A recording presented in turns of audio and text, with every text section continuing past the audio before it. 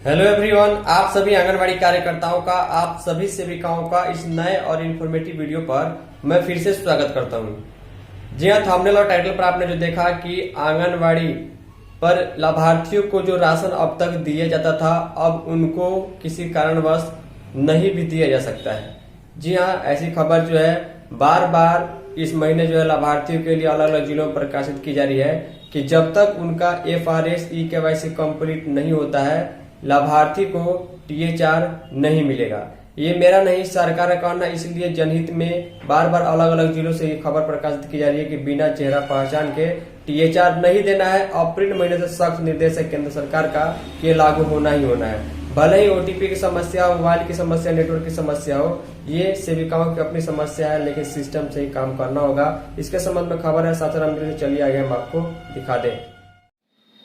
तो जितने भी सेविका है उनको तो ये नियम मालूम ही है, लेकिन इस वीडियो को लाभार्थी तक जरूर शेयर कीजिएगा ताकि उनको यह मालूम चल पाए कि अगर सेविका आंगनवाड़ी केंद्र के थ्रू अगर लाभार्थी को पोषाहार नहीं दे पा रही है तो इसमें सेविका की भी मजबूरी है। नियम यही है कि जब तक FRS नहीं होता है पोषाहार नहीं देना है।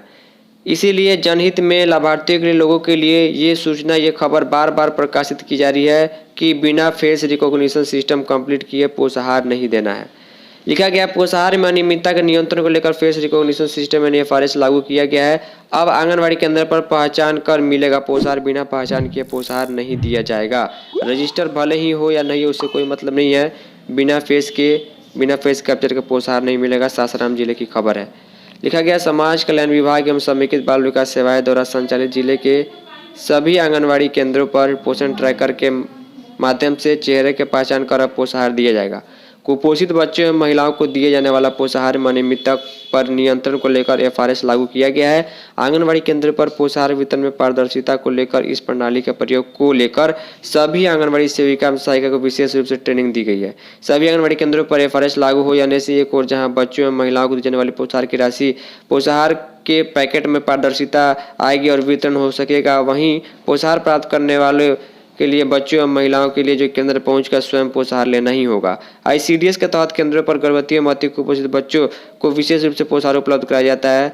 देखिए, इसी के लिए जो है यहाँ पर नोखा की CDPO आभा कुमारी जी का कहना है कि अभी 100% लागू नहीं हुआ है, लेकिन 100% लागू करना है और 14% काम जो है एक परियोजना में जो है सेविकाओं ने कर लिया है। इसको कहीं ना कहीं आने वाले 2-3 महीनों के अंदर अंदर 100% काम करना ही होगा।